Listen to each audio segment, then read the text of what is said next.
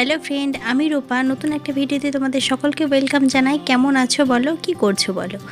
আজকে তোমাদের জন্য দারুণ একটা টেস্টি স্বাদের মুখরোচক বলতে পারো, মুখরোচক নয়, খুব স্বাদের একটা জিনিস তোমাদের সঙ্গে শেয়ার করতে চলেছি। ভিডিওটা প্রথম থেকে শেষ পর্যন্ত দেখো, আশা করি তোমাদের ভালো লাগবে। খুব একটা ছোট্ট ভিডিও, আর এটা তোমরা অবশ্যই বাড়িতে ট্রাই করবে।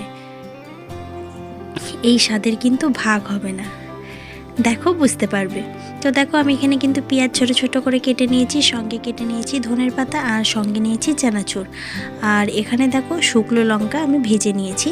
তার কারণ হচ্ছে তোমরা এখানে কাঁচা লঙ্কাও দিতে পারো, কাঁচা লঙ্কাও কিন্তু খুব ভালো টেস্ট হয়, কিন্তু আমি এখানে শুকনো লঙ্কাটাই ব্যবহার করলাম। আমার মনে হয়, আমার যেটা ভালো লাগে, এখানে সিদ্ধ লঙ্কা, মানে লঙ্কা সিদ্ধ করে মাখালে পারে এর স্বাদের টেস্টটা কিন্তু দ্বিগুণ হয়ে যাবে। আর সঙ্গে নিয়েছি সিদ্ধ আলু।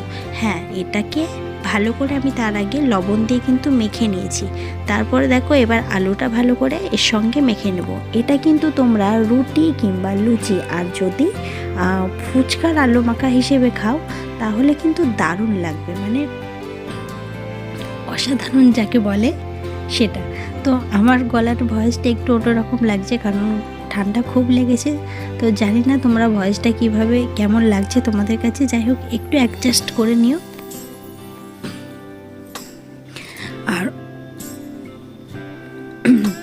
আর অবশ্যই তোমরা বাড়িতে ট্রাই করো, আশা করি তোমাদের অনেক ভালো লাগবে। এটা কিন্তু ট্রাই করতে ভুলো না, সত্যি ফুচকার আলু মাখা হিসাবে এটা কিন্তু একদম পারফেক্ট, মানে এক কথাতে বলা যায় অসাধারণ আর দারুণ।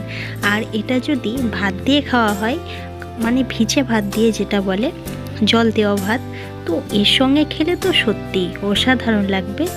আর এটা কিন্তু মুড়ির সঙ্গেই খাওয়া যায়, আর আমি কিন্তু এটা মুড়ির সঙ্গে খেয়েছিলাম। তো অবশ্যই তোমরা বাড়িতে ট্রাই করো, আর আশা করি তোমাদের অনেক ভালো লাগবে।